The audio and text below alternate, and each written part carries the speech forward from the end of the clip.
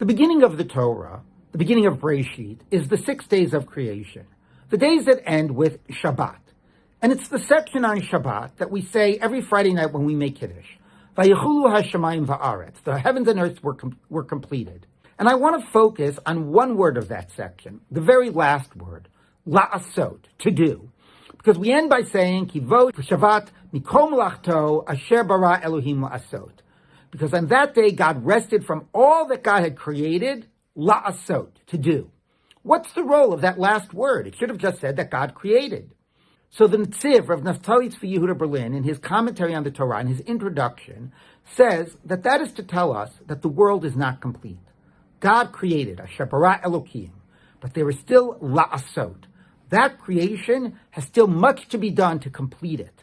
And there's much that we as humans can do to make creation realize its fullest potential.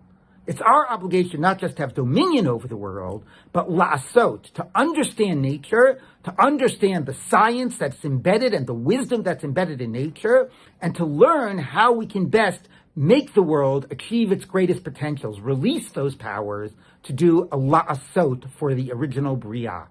Now that idea connects not so much to Kiddush as it does to Havdalah. Because for Havdalah, we make the bracha borei me'orei ha'esh, on fire. Why do we make that bracha?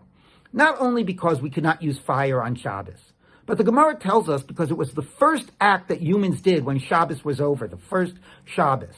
They took 2 stones, the human Adam, rubbed them against one another. God gave wisdom and understanding to the human how to do this, and fire came out.